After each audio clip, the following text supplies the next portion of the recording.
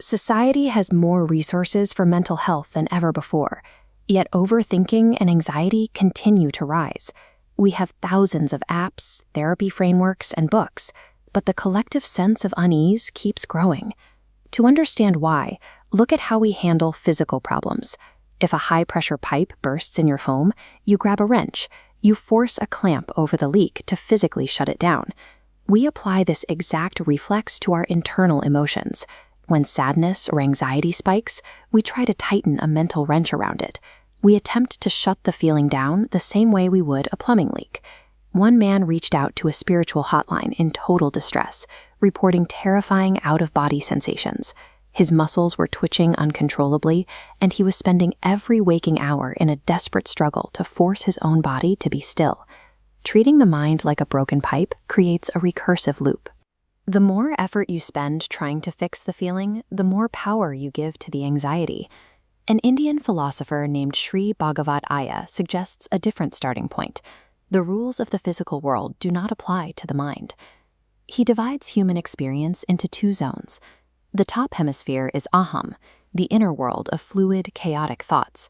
The bottom is puram, the outer world of tangible, orderly problems. Freedom requires a clear barrier between these zones, each functioning by its own rules. When we try to use outer world fixing tools on our inner thoughts, we create a friction that never resolves. We are essentially trying to use a wrench to tighten a cloud.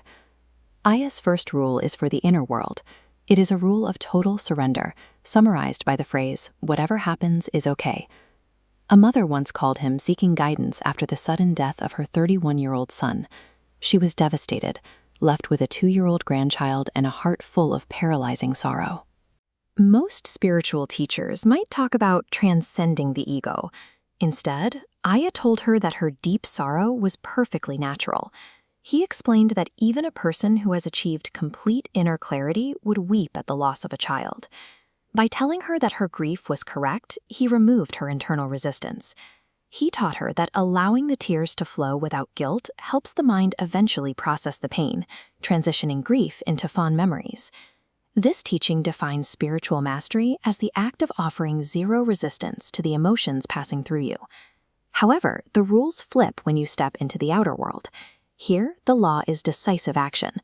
Accepting your feelings is not an excuse to stop functioning. This was his advice to an unemployed man stuck in a cycle of overthinking. The caller claimed his anxiety-induced chest congestion was so severe that he couldn't look for work. Aya was blunt. He told the man to surrender to the fear internally, but externally, he needed to stop sitting at home. He instructed the man to take any job available, no matter how small, to keep his body in motion. To address the chest congestion, he prescribed a physical duty. He told the caller to perform 30 minutes of breathing exercises every morning and evening. This is the balance of his philosophy. Spiritual liberation requires your mind to rest, while your hands stay busy in the real world. This practical approach is reflected in Aya's own history. He never fit the stereotype of a mystical sage meditating on a remote mountain. In his youth, he was an ordinary, rebellious student. He spent his time smoking, skipping class, and organizing loud student protests on his college campus. He even admitted to cheating on his final exams by hiding secret notes inside the folds of his dhoti to ensure he passed. These details show that clarity doesn't require a pure, flawless past. His framework is designed specifically for people living messy, imperfect human lives. After months of following this advice, the caller with the uncontrollable muscle twitches returned with a report. By stopping the fight against his own nervous system, the internal pressure subsided. The twitching eventually disappeared entirely. This shift leads to what Aya calls agga vidutale, or inner freedom. In this state, you can experience anxiety, grief, or setbacks while maintaining a total absence of resistance toward them. Think of it like a storm. Dark clouds can churn rapidly in the sky, while the concrete foundation beneath them remains completely stable and unmoving. You let your mind do whatever it wants. Your only real duty is to focus on your next physical action in the real world.